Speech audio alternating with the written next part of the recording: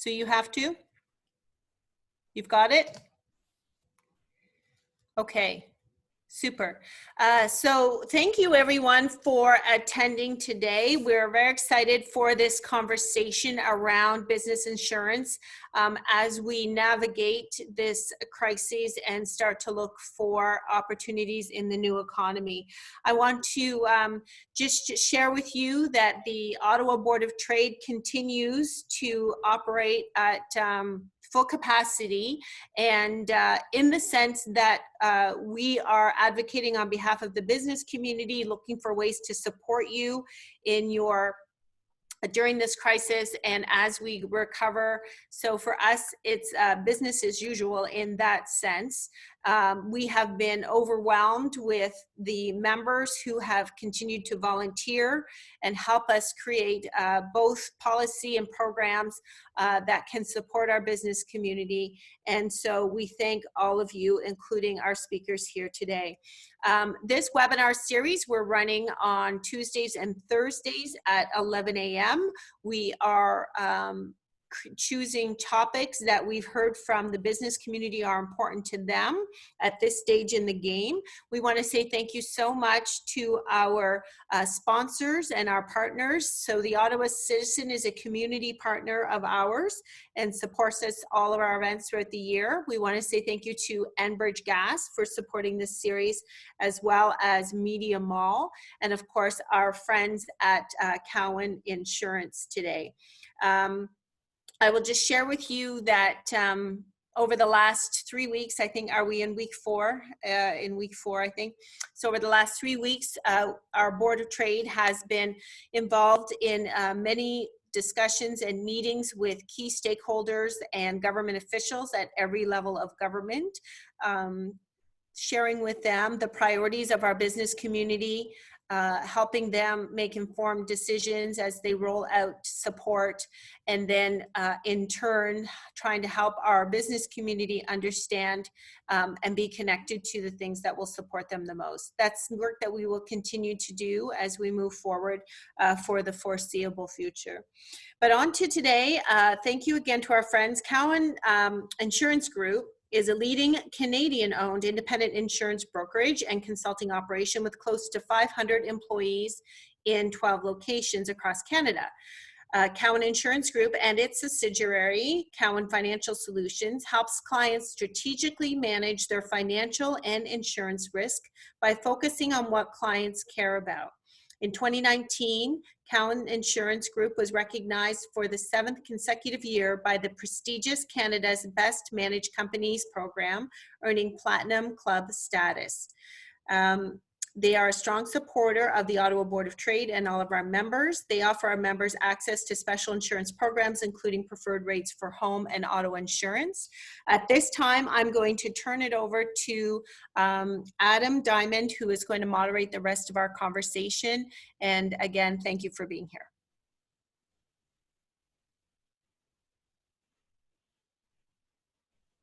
Thank you so much. I'm just going to get the screen share set up here. Great.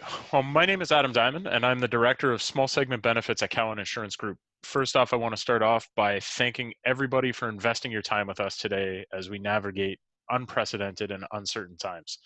It really is a testament to the strength of leadership of the Ottawa business leaders that everybody's taking the time to still learn more, explore more, and ask the questions that they may have been afraid to ask or may not have even known where to start. Our presentation today is hopefully going to answer a number of your most pressing concerns. We've assembled a panel of experts from the Cowan teams in all different areas focused on supporting you with all of your insurance needs and business needs. So today we're going to talk a little bit about business insurance and commercial insurance, employee benefits, retirement plans, individual insurance, and your own personal wealth management. We're going to share some of the most common topics and concerns that clients have been calling us with every day and asking about on a daily basis since all of this began about a month ago. We couldn't be prouder to be part of such a tremendous group of leaders and a great community. We're really all in this together. So what we're really here for today is to share some of our experiences and to find out how Cowan can help you and your business through this time. With that, I'm going to turn things over to Nick Goodfellow, who's one of our sales consultants in small business solutions for commercial insurance. He's going to be talking about protecting your business with pandemic planning, as well as touching on some of the most recent developments in business interruption insurance. Then we'll hear from Julie Brisson, who is our principal consultant, to speak about employee benefits and retirement products. Tracy Spark from our Cowan Infinite team about your personal property, personal insurance lines, and then finishing up with a quick frequently asked questions segment with Rob Salvucci, our Vice President of Wealth Management. So without further ado, I will turn things over to Nick Goodfellow to speak about our small business insurance planning. Perfect. Thanks, Adam. Hi, everyone. So I just really want to touch on kind of the main questions I've been getting from my clients, and kind of the issues that we've talked about so far with the Ottawa Board of Trade. And really, it's all been around, or most of it's been around, business interruption and how it kind of relates to COVID-19. So what I did is I started off with just kind of the main definitions, high level, about how business interruption works. So I'm not going to read through all of them, but I'll just kind of talk and you can read the individual definitions if you wish. So basically the way the business interruption works traditionally is it's triggered off of some sort of property loss. So if you think about a fire to your building, water damage, theft, anything like that really triggers potentially business interruption, right? So you could be down for weeks, months, days, and that's really what insurance is there for. It's there to compensate you, to make income had the loss never occurred, to make your profit, to make your to continue on as though nothing had happened, and that's really the idea of insurance. So there's a few different types of forms that we see. So we see a profits form, that's probably the most traditional one. Extra expense pays for some of those increased costs. Civil authority, which is kind of the situation we're in right now, is all around civil authority. So civil authority has shut down a lot of businesses. And then contingent business interruption, and this is that supplier recipient relationship. So if you have a key recipient of your goods or a key supplier to you, so of raw materials or something like that, they could be affected again by civil authority. So I'm just going to touch really quickly on civil authority because that's probably the most important one. So civil authority provides limited coverage. It tends to be 2 weeks or 30 days when you are unable to access your property due to an order by civil authority. So basically what's happening now. But if you continue reading, the issue is that you need physical damage or destruction by an insured peril. So if we kind of flip to the next slide here, we'll see that kind of the issue with COVID-19 is insurance is designed for physical damage or destruction. So this is kind of what I've been chatting about with my clients, the fact that is COVID-19 an insured peril? Is it causing that physical damage that would trigger traditional insurance policies or your insurance policy that we have? So we start off by looking at the types of insurance forms. So we have a broad form which covers everything subject to the exclusions, or named perils, which covers specific things. So on a named perils form, there's definitely no coverage because pandemic is definitely not named a named peril. On broad form is where we get into that kind of the muddy waters. So again, the question is COVID-19 causing physical damage to tangible property? So we've seen in the last week, really, we've seen a few more lawsuits pop up. There's the one in the Ontario Supreme Courts that just kind of had a ruling that yes, COVID-19 is physical damage. There's a case, a class action suit in Saskatchewan, I believe, naming about 10 different insurance companies, kind of arguing the same point. And really what it's going to be is it's going to be a long process in the courts to see what ultimately comes out. Yesterday as well, I saw something from the I believe it's GFIA, which is the Global Federation of Insurance Associations, came out with their position on the whole thing. So clearly insurance companies are banding together against the class action. So that's really what's going to lead to some very litigious times in terms of getting coverage for our clients and businesses in town. So legal proceedings, right? So this is kind of that piece, the new lawsuits that are being filed. There's class actions popping up. There's individual cases taking individual companies to court as well. In the US, we've seen some legislation that's that's trying to force, in a lot of ways, insurance companies to pay for something that they never intended to. And that's part of this whole thing, is what was intended, what wasn't intended, what's tangible, what's the purpose of business interruption. And that is the question right now. And right now, in plain terms, most insurance companies are denying, or they're providing very, very little coverage. Think 10,000, 25,000, very minimal coverage at best. So we're really, right now, we're at the mercy of the courts and kind of the mercy of the industry as we kind of proceed through this. So if we flip on to the next slide, there is some good news here, is that there is some coverage available for other lines of coverage. So business interruption, quickly, limited coverage or no coverage. But in other lines of business, there is definitely coverage, and that's kind of one thing that we can look for, because there's definitely going to be more lawsuits and more issues that kind of come out as this drags on. So first and foremost, general liability.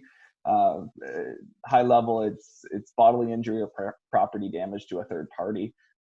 What potential claims we could see from this is if someone gets sick or contracts COVID-19 at your place of business, there is potential for that they would come back and sue you.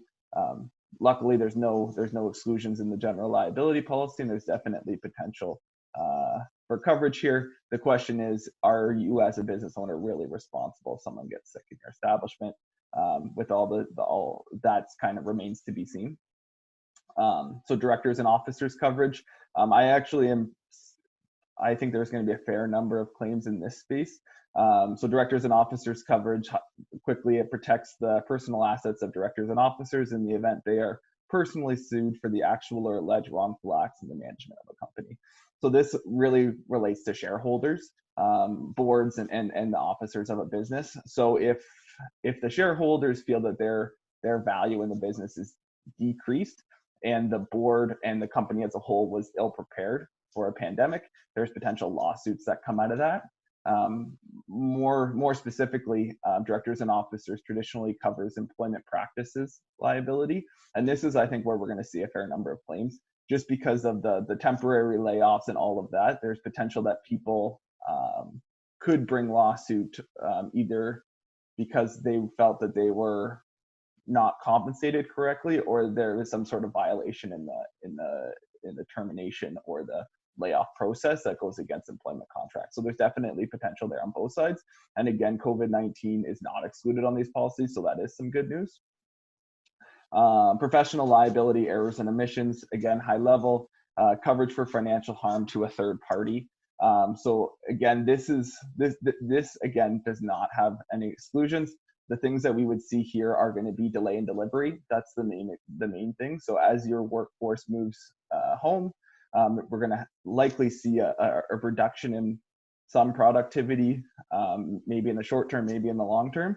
But we have to make sure that our companies are still delivering, especially if there's a financial duty or a professional duty to do so. In there kind of rolls into cyber insurance. So again, as your workforce moves home, your software, your infrastructure is then I can't think of the word, but anyways, your endpoints are there, are in more spaces, right? So the fact that you're going to be at home, the internet's not going to be as secure as it is in your office building. And again, some of those privacy structures in terms of proper shredding processes, eavesdropping, all those types of things might be greater. So we want to see, and we've also seen an increase in phishing attacks since the whole COVID thing started. So we definitely want to be aware of that and make sure that you're protected. As a whole, if you don't have cyber insurance, right now is a really good time to buy it, because you do definitely have an increased exposure with everyone moving home. And then lastly, so what should we do, right? So what should my business do? So if you've seen a loss in revenue, Cowan Insurance Group is recommending that you submit a claim. No matter how big, how small, most companies are seeing a loss in revenue. So we're kind of saying submit a claim, just because for a few reasons, right? So you see a loss in revenue, you're entitled to get a decision from the insurance company on your specific case. As I said earlier, most are getting denied. Okay, so I'm going to submit a claim, it's getting denied. Why would I want to do that? Because it might change. If we look at past catastrophes that have happened in Canada in recent history, think about Alberta floods or Fort McMurray fires, the way to access government aid was actually by getting a denied claim from your insurance company. It sounds a bit counterintuitive, but that is how you prove to the government that you're not double dipping, or you're not also taking the proceeds from an insurance claim. You are in fact need the help from the government. Additionally, as the court cases go through and as things change, it already means that you're kind of first in line, right? So when something changes, or if something changes, you're going to be already on the insurance company's radar, and you're going to be able to reopen your claim very quickly and kind of get that payment as quickly as possible. Again, there's a few options here, but that's definitely the main reason why we are recommending to our clients to submit claims. So next, when you should talk to your insurance provider. So change in operations, right? So we're seeing a lot of manufacturers that were making beverages, and now they're making hand sanitizer, or they were doing something else and now they're doing PPE stuff. This is all change in operations, and you really got to talk to your insurance broker about this, just to make sure that you're covered if anything was to happen. Reduction in revenues.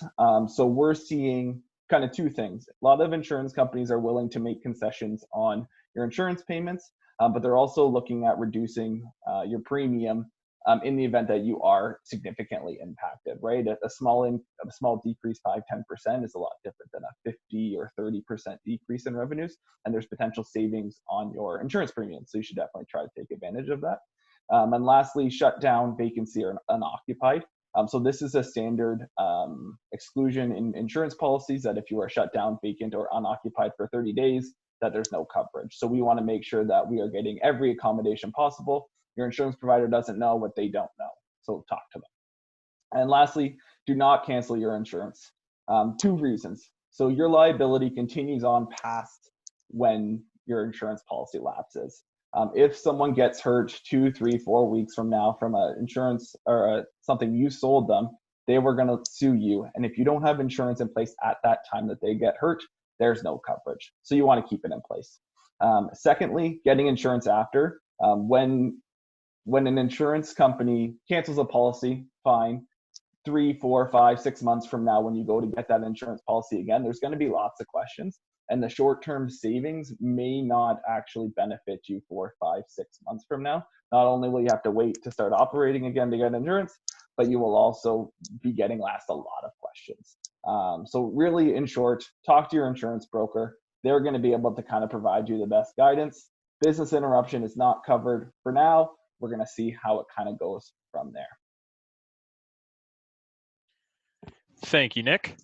I was negligent in the beginning to let everybody know that in the interests of covering a lot of ground, because we are talking about a number of different topics with a number of speakers, each appealing to different people attending the webinar, that we are going to hold all questions till the end. So please submit your questions into the text chat. Lynn is going to be monitoring for all of the questions and making sure that they all do get addressed, and all get addressed in order as well. So we really appreciate your patience if you have questions about the business insurance that you'd like to bring up at the end. And now Julie Brisson is going to speak to how COVID-19 has affected your group benefit and group retirement plans, and what you can do to mitigate some of those concerns.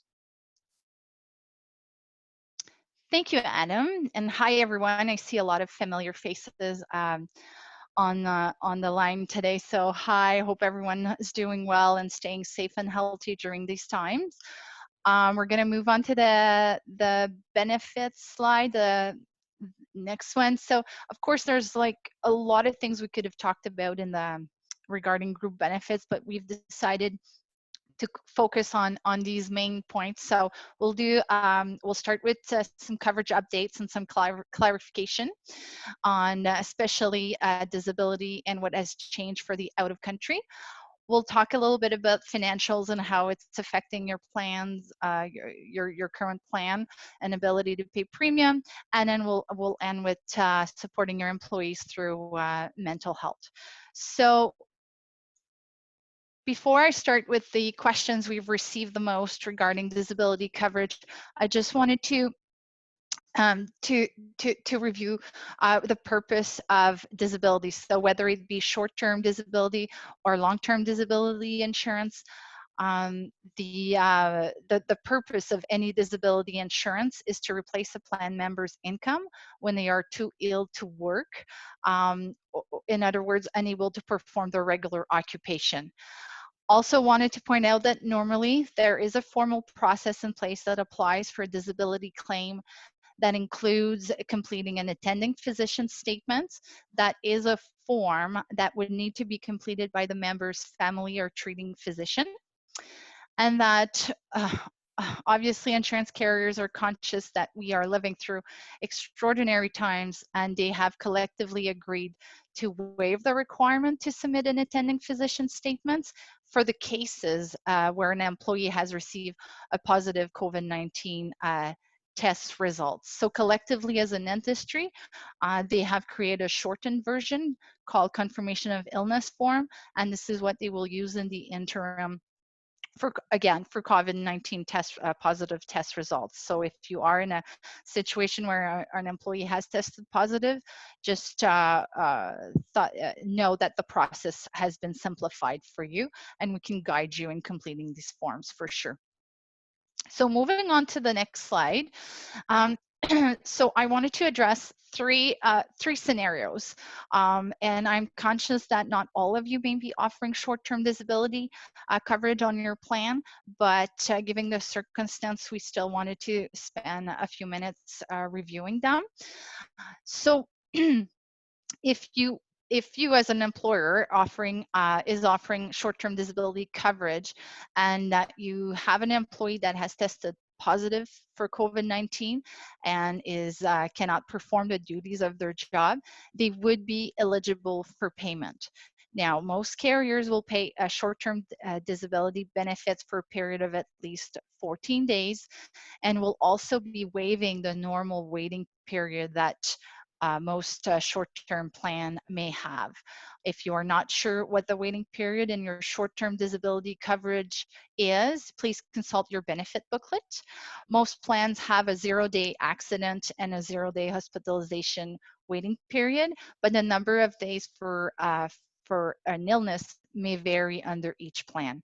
And the illness waiting period that would normally apply is the waiting period being waived at this time by insurance carriers. Again, this applies if you have an employee that has tested positive for COVID-19. Also, it's important to know that if you have an employee who has or is experiencing flu-like illness or symptoms but has not been tested or does not have a positive test results for COVID-19, they are not eligible for having the waiting period waived, and the carriers will continue to adjudicate each claim based on the definition of total disability in your contract at this time. The last thing I wanted to address was that, so if you are in a situation where you have an employee who is being asked to self-quarantine either by a doctor or public health office, but that does not have signs of COVID-19 or has not tested positive, that would not be considered a short-term disability claim situation at this time. So in these situations, alternative arrangements should be made, such as working from home where possible, applying for employment insurance if the employee's occupation does not permit him or her to be working from home, as well as other recently announced government program that may be available. Just to note too that EI has waived the 1-week waiting period for those employees that would be in that situation. If you have any questions on that, I'll be available for questions later on. So I'll move on to the second clarification that we wanted to address, which is the out-of-country coverage that is covered under the extended healthcare portion of your benefit plan. So I wanted to spend just a moment to a quick reminder as to what has not changed, as there has been many back and forth communication over the last several weeks, and some information might have been interpreted many different ways. So it's important to know that the contract definition of what is considered an emergency and an emergency services has not changed. On the slide, I have included a definition used by Sun Life Financial. That's the definition they use in their contract at this time. Each carrier obviously have their own definition, but they are all pretty similar in nature. So if we keep going to the next slide, so now let's focus on what has actually changed. Most carriers have communicated that they will be waiving their trip duration limit until at least April 30th. Some have communicated that they will be waiving it until the end of June. Please check with your respective carrier if you have an employee that is currently stranded outside Canada and is unable to get home, and that is also approaching their trip duration limit. The trip duration limits can differ depending on your contract, but usually ranges from 60 days to 120 days. It's also important to note that if you have an employee who left the country on or after March 13 and are now unable to come back within their trip duration limit, this extension may not apply to these individuals. March 13th was the date when the government updated the pandemic status to a level 3, and therefore Canadians were advised that all non-essential travel was strongly not recommended. Some insurers have indicated they will be using the date of March 18th, which is the date the government announced that borders were closing for all non-essential travel. So of course, you know, if you have employees who are planning to travel for non-essential reasons, you know, everyone should be made aware that the times we're living in is no time to travel, and everyone should be encouraged to stay put. If you have an employee, just quickly, if you have an employee who traveled between February 1st and March 12th and found themselves stranded and are unable to come back because of either borders closing or just unable to come home, they may be able to claim unplanned expenses. So we encourage all of you who are in that situation to contact their respective out-of-country travel provider. Information regarding that for each of your plans can easily be found on your member travel card, on the plan member carrier site, or through their respective carrier's mobile app. If you are unsure where to look and or looking for specific answers, please contact the Cowan team and we'll be happy to help. Again, this is an ever-changing situation. Up until late last week, this was changing every hour of every day. All carriers are doing their best to adapt and are supporting a government initiative to encourage Canadians to not travel for non-essential reasons at this point. Moving on to the next slide. So I just wanted to add information on exception because you may be as an employer in a circumstances where your employees have to travel, leave the country, cross the border for essential travels. So I wanted to just touch base on exceptions. Of course, there are many I've mentioned two here. So truckers, airline employees, there's healthcare workers, there's many different situation where it would be deemed essential. So these are obviously exceptions. I've also added a link to the government travel advisory site for your references. It's good to check the status of that on a regular basis. All right, another important aspect of your plan right now is the whole financial impact. We are obviously living through the greatest social, economic, and health challenges in generation, and insurance carriers are aware that many organizations are facing financial challenges and they want to support their clients. Over the last 2 weeks, most carriers have communicated that they were willing to help you maintain your group benefits protection for your employees by offering flexibility on premium payments and renewal effective date deferrals. For example, most carriers are offering to discuss extended payment terms of up to 60 days while maintaining coverage for your employees. These are, just to be clear, these are not premium cancellation, and the premiums will need to be repaid, but they are also offering flexible repayment option. So if you are in a situation where paying your premium will be a challenge, talk to your benefit consultant as soon as possible, and they will be able to help you determine the best course of action. Similar to the premium flexibility, the same applies to renewal. If your benefit plan was due to renew in April or May, or even in June, just this morning I saw communication from an insured, they're extending this, they're including the June renewals in this option. There are options to defer your renewals.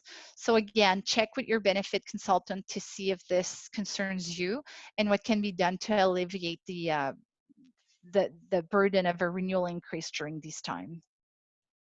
Before I move on to the group retirement portion of the presentation, which I will also be speaking about, I wanted to mention that if you are in a situation where you have to lay off employees and are wondering which options are available in regards of continuation of coverage, we are here to help you and provide you with specific option based on your plan's contract. So don't hesitate to reach out.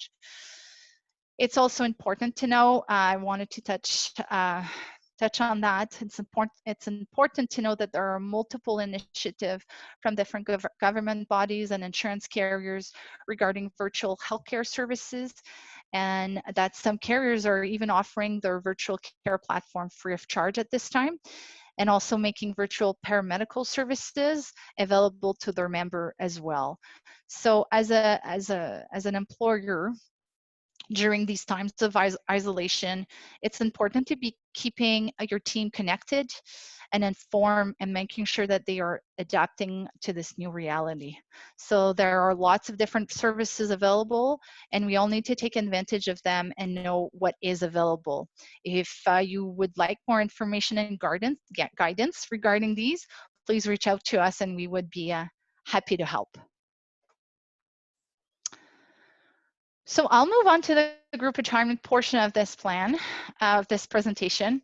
And the way we wanted to do this, so again, many different, we've received multiple questions. There's different topics that we could address, but we've decided to address the foremost question, frequently asked questions we've received. And just as a side note, for the purpose of this presentation, we will specifically touch Group RSP and DPSP plan. So if you are offering a registered pension plan and have specific questions, we encourage you to reach out to one of our group retirement consultants at Cowan, who will be able to answer specific questions in regard of your RPP. Cowan has also just launched a most frequently asked question site that we can share with all of you after that addresses many of the questions you may have regarding a registered pension plan. So I'll just jump right into it. The first most question, a question we've received a lot over the last few weeks is, so we sponsor a group RSP to which we also contribute. Can we temporarily stop contribution? Now, this take into consideration, of course, that your employees are still actively working and receiving a salary. So it's important to remember here that contribution made by employees via payroll deduction and any contribution the employer decides to make is part of the employment contract and part of the employee's overall compensation. So any changes to these terms would need to be decided between the employee and the employer and agreed upon. Second question, so can we waive the suspension period for an employee who needs to withdraw a portion of their funds? Okay, so here we are also speaking in regards of a group RSP. The suspension rules is established by the employer. And just to clarify, the suspension rule normally applies to future employer contributions made on behalf of the employee. In the event an employee would have withdraw all or a portion of his savings while they are actively still employed by the same employer. So these rules are put in place to encourage long-term savings for retirement and discourage an employee from using his group RSP savings for short-term projects or goal. Exception for the first-time home buyers program and lifelong learning programs are two exceptions where the suspension of contribution does not apply. So the answer here is yes. As the employer, given the unprecedented times we are living in, you could decide that you will be waiving the suspension period if an employee needs to have access to their accumulated savings due to financial hardship. And remember, they may still be employed and receiving a salary, but they may have a spouse who has lost their employment, or they may be on reduced hours or laid off temporarily and need access to additional funds in order to make ends meet. We, of course, recommend that waiving the suspension of contribution period be done temporarily and at a time frame be properly communicated with your employees. So again, don't hesitate to reach out to your group retirement consultant as they can help you review different options and the scenarios regarding this. Moving on to the next slide. Again, as an employer, can we waive the no withdrawal while employed rule temporarily for a group RSP? So again, here as the employer, you are the one that established the rules regarding withdrawal. Therefore, the answer here is yes, the rule can be waived. So similar to the suspension of contribution, we would encourage you to apply a clear time frame if you choose to do this. We would also encourage you to make sure it is communicated properly and in a way employees understand that this should be a last resort. They will be taxed on any withdrawals they make from a registered plan, as the amount will be added as earned income and will have an impact on the tax they owe at the end of the year. The last question I wanted to answer is regarding a deferred profit sharing plan. So our DPSP plan rules provide that we must make a contribution if the employee contributes to the RRSP. Can we stop contribution even if the employee continues to contribute to the RRSP? So the DPSP is always used for the employer's contribution, and the RRSP is used to receive the employee's contribution. And they're usually, not all the time, but most of the time made as like a matching formula. So the short answer here is no, you cannot, given that the company contribution must continue in accordance with the plan text. Of course, here we're talking about a situation where your employee is still actively contributing to his RRSP, and therefore, most probably we're assuming here that are still actively working and receiving a salary. Moving on to the next slide. So I wanted to address how you as an employer can support your employees during these market fluctuation time. So unfortunately, COVID-19 has not spared the stock market. And since mid-January, we've seen some pretty heavy market fluctuation. So you may or may not have received lots of questions from concerned employees regarding these fluctuation. And the one advice we would give you is that it's important to remind them that the retirement savings, the retirement saving that from the savings plan that you sponsor as an employer is primarily for long-term goals. If your employees' time frame have not changed, neither should their strategy. It's also important to remind your members to not switch to a short-term vision and stay focused on their long-term goal. Also, let's not panic. Despite the massive stresses we are all under, we're all facing a massive amount of stress due to the circumstance all around us. Market fluctuation are normal occurrences. And prior to COVID-19, we had 9/11, we have the SARS, we had the dot-com bubble prior to that, and the list goes on and on. And some of these crises were shorter lived than others, but they always have sharply rebounded and provided big rewards to patient advisors.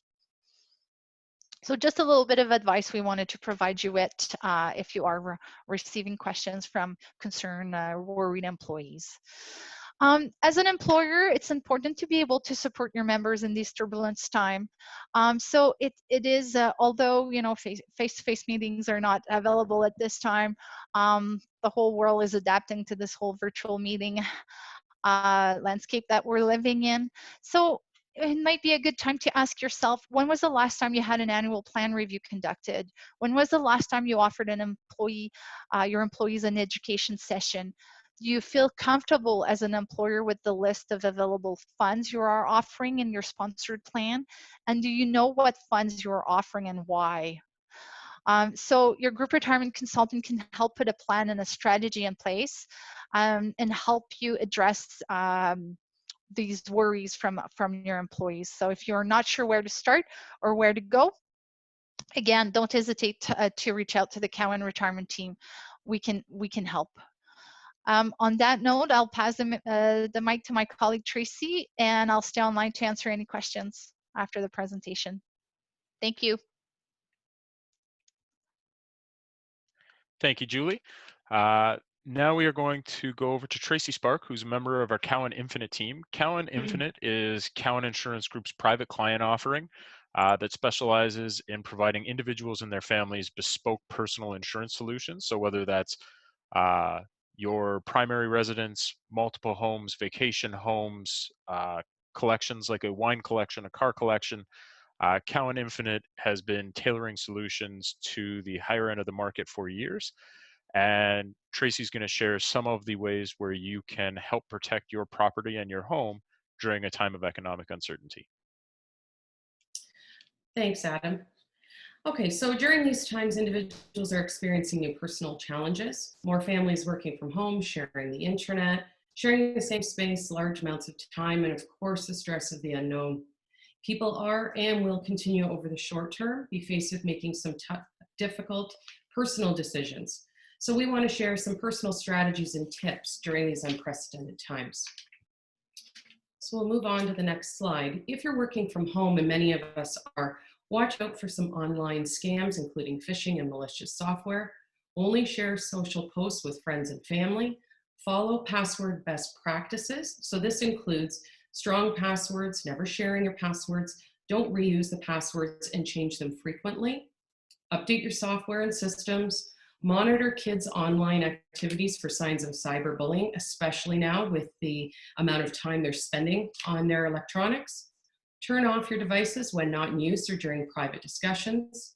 Install antivirus software on your devices and secure your Wi-Fi. When securing your Wi-Fi, make sure that it's password protected and consider changing these passwords and updating default settings. If you have an unoccupied property, and this could include cottages, ensure someone is checking your property regularly. Have the newspapers and flyers removed, turn the lights on, use a timer, shut off your water to avoid any risk of burst pipes or water issues, turn on a security system, and store all key fobs away from entryways and doors. So for property insurance, if you've got a mortgage, you may have a legal obligation to keep your home insurance in place. So rather than canceling your home insurance, consider increasing your property deductible instead. That can still reduce your premiums. Installing a home security device, not only does that give you peace of mind, but it can lead to further home discounts. Talk to your insurance broker about potential other discounts, such as water mitigation devices, sump pumps, and backwater valves. With regards to your auto insurance, working from home could mean you're now eligible for your commuting distance to pleasure use on your car insurance. If you've taken your vehicle off the road, consider, instead of removing it completely, just maintaining comprehensive coverage or suspending coverage. So that'll still provide you with a savings in your premium, but still retaining some coverage in place, such as fire and theft on your vehicle. and take advantage of any group programs that provide you with a discounted rate on your group home and auto insurance. So next slide. Your broker's here to help. If you feel that you have any issues with making your next payment, talk to your insurance about payment options. As you've seen in other lines of business, there are deferral payment options, and we're willing to work with you on that. Talk to your broker about potential discounts, water mitigation devices, sump pump, winter tires, backwater valves, and be sure to take advantage of group programs. And you can check in with the Ottawa Board of Trade and Cowan Insurance about the Ottawa Board of Trade discounted program for home and auto. So we certainly understand these are challenging times. Just know that our team is here to help you through this. Thank you. Great. Thank you, Tracy. And with that, we have about 15 minutes left. So I'm going to turn things over quickly to Rob Salvucci, our Vice President of Wealth Management, who's going to go through some of the most common questions and concerns about how the markets are reacting, how you may want to react to the markets, and what some great long-term strategies for yourselves, protecting your own personal wealth, as well as working with your employees who might be concerned about how this is going to affect them long-term. Rob? Thanks, Adam, and good morning, everyone. What I'm going to speak to you about this morning, again, as Adam alluded to, are a bunch of our top questions that we're receiving from our clients on a daily basis, both from an individual investment and individual risk management perspective. So let's go through. First question is, the markets have crashed. Are my investments in trouble? And although most people are going to look at your portfolio and you're going to see significant decreases, certainly over the last month or two, the reality is a properly diversified portfolio should regain its value as markets eventually rebound over the mid to long term. Sort of as Julie alluded to earlier, that certainly would be our expectation. But if you have any specific concerns, we recommend that you do speak to your financial advisor to provide a more detailed analysis of your current portfolio. Okay, second question, have the markets hit bottom? This is a top question for sure. Nobody knows for sure if we've hit bottom yet or not, likely not, but we do expect volatility to continue during this period of uncertainty. And unfortunately, the bottom won't become evident until a sustained rally has occurred, so stay tuned. Third, will the markets ever come back, and if so, when? Well, as Julie mentioned earlier, although every crisis feels unique and in the moment severe, historically markets have always rebounded to reach new levels beyond the crisis. So although we don't know exactly when that will happen, we do expect that again over the mid to long term, markets will once again rebound and surpass pre-COVID levels. Okay, how do the current market conditions affect my retirement plans? Well, again, everyone's unique in this regard. So depending on the specifics of your situation, you could be anywhere from totally fine at one extreme to in serious trouble at the other extreme. That being said, we see that most people are going to be somewhere in between. And once again, really important that you take some time to connect with your financial advisor, have them provide you with an updated personalized plan to help illustrate what impacts might have occurred on your position and whether or not you need to make any changes to your long-term strategy. Okay, I may need to make withdrawals from my investments. Which accounts should I withdraw from? Generally speaking, any unplanned or increased withdrawals should be made from the most liquid, least volatile, and most tax-efficient accounts. So depending on the type of accounts you hold, they're going to have different implications. And once again, if you anticipate needing to access any of your investment accounts, be as proactive as possible with your advisor so that we can help determine what the best approach is for your specific situation. Question, if I'm already taking regular withdrawals from my portfolio, should I reduce the withdrawals if possible? The answer to that is yes. Obviously, if you've got the ability to reduce the level of withdrawals that you're taking during this downturn, that will only help protect the long-term value of your portfolio. So that would be recommended if possible. And once again, consult with your advisor. This is a very popular question as well. Should I move my investments to cash until the markets get back to normal to prevent further declines? Generally speaking, and again, Julie alluded to this earlier, we don't like to see clients make short-term rash decisions based on short-term volatility relative to their long-term plans. So unless you're experiencing extenuating circumstances, most people should not be moving to cash at this point because a movement to cash will crystallize what otherwise would have just been a paper loss. So once again, consult with your advisor before you make any quick decisions you might regret later. Should I be making any changes to my portfolio? Similar kind of question, but Bottom line again is if you have a well-diversified risk-adjusted portfolio specifically designed to meet your unique investment objectives, the only potential change we would look at making would be to rebalance to your target asset allocation. And that's only if your portfolio isn't doing that for you automatically. So once again, I would recommend that you consult with your advisor to help determine whether any changes are necessary. Should I be investing in the markets under the current circumstances? General advice here is you should be making regular, consistent contributions regardless of what's going on in the markets. That being said, if you happen to be in a position where you've got some extra money available today, and again are looking to invest for the mid to long term, then today's depressed values do present a bit of a buying opportunity.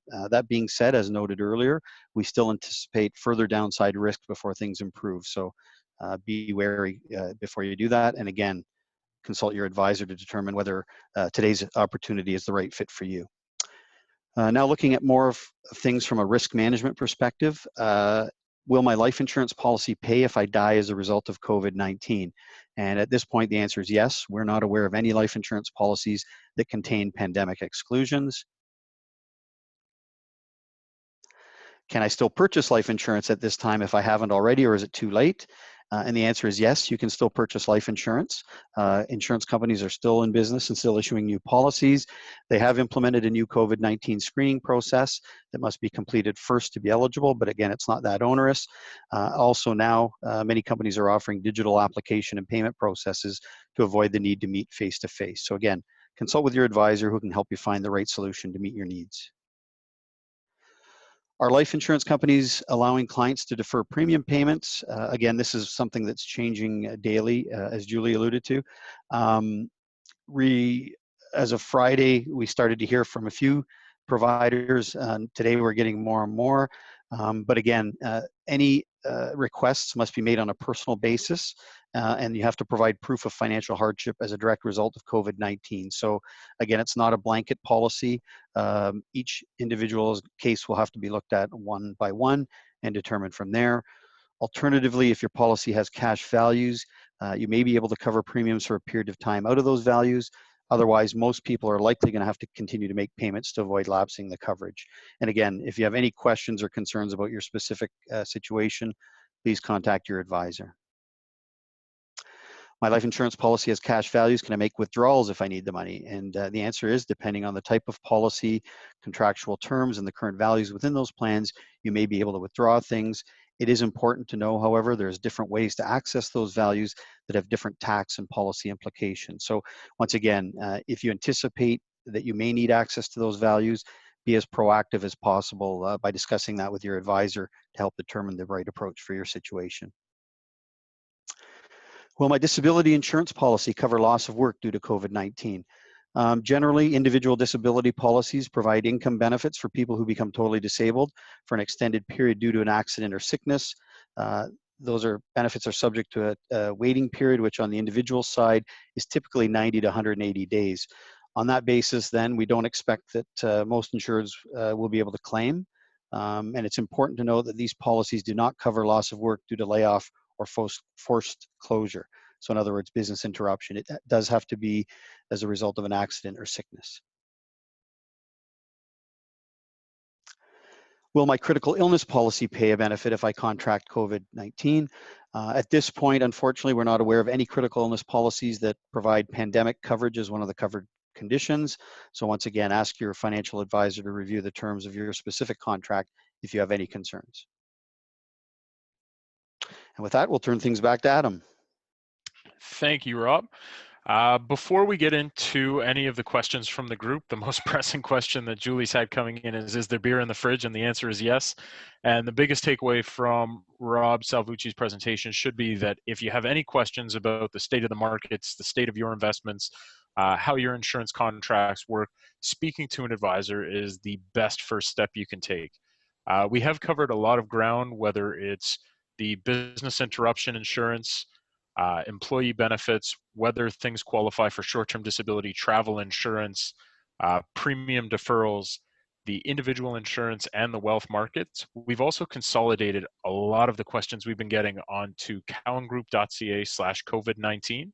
There's quick links on all three product areas, whether you want to learn more about benefits, business insurance, or your own personal situation. There's frequently asked questions segments on there, and it's being updated quite regularly. So please check out cowangroup.ca/COVID-19 for more information. And with that, I'm going to turn things back over to Lynn to answer any questions that have come up in the chat. Thank you, Adam. And I just want to say a very, very quick thank you to Nick and Julie and Tracy and Rob and Adam for coming here today and answering some questions about different insurance products and how COVID-19 has affected them. We have our first question from one of our guests, Julie. She wants to know, she's already submitted a claim and been denied. So what now? Julie, perhaps you could unmute your microphone in case the Cowan team has a question that they want to ask you about. Yeah, this is probably, I'm assuming it's a business interruption claim. Julie, please correct me if I'm wrong. Yeah, so if you go on, so if you Google IBC dispute resolution, so IBC is the Insurance Bureau of Canada, so that is like the association that all insurance companies are a part of. They have the steps to disputing if you feel that there's something warranted, right? If it comes down to the kind of the things I talked about, you're kind of going to get the same answer. So it's up to you what you want to do with your time. But at this point, assuming that they kind of use the same language that I used of why they denied the claim, your best bet is honestly just to wait and see. Keep your receipts, kind of keep the expenses going that you're incurring, but kind of wait and see what comes out of it. And it's also a good opportunity to connect with your insurance provider to kind of see their opinion and maybe follow up in 30, 60, 90-day timelines and see if anything's changed. Okay, thanks, Nick. No problem. Do we have any other questions for Cowan today? I'm sure that with all of the information that they shared with us, we probably all have a lot of thoughts sort of percolating in our minds right now. I do want to point out that Cowan has very graciously offered to continue asking questions from our guests today. Please do not hesitate to reach out to them. They are all experts. They can generally answer your questions, and they're happy to talk to you and to help you. I see that we're pretty close to running to noon, and we're trying to respect everybody's time. Do we have any last quick questions for Cowan today?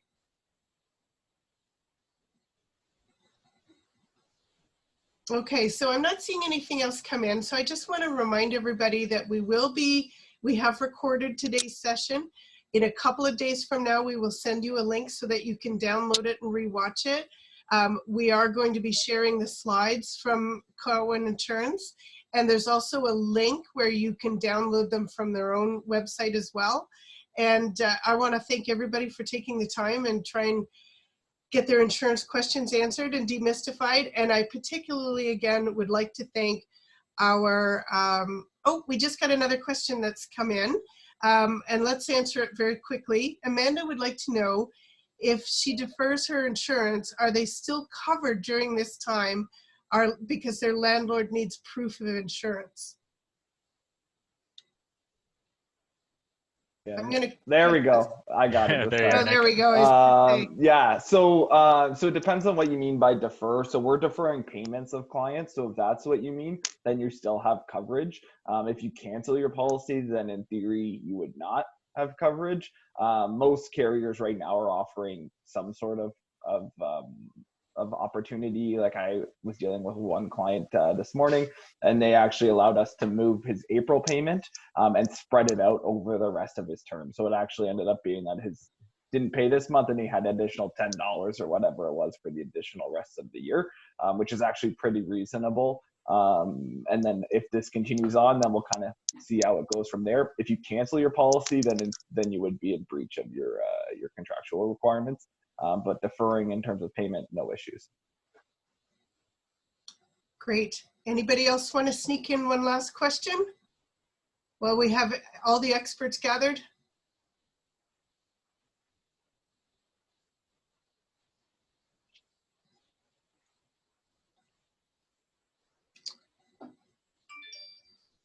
All right, I think this is a great time now to wrap this up. And again, thank you all so much for joining us today. And again, can't thank Cowan enough for taking the time to explain all of these different things for us. And do not hesitate to reach out to these good folks if you need any more help. Thank you so much. Stay healthy, everybody. Yes, indeed. Thank you. Have a Thank great you. day. Thank you.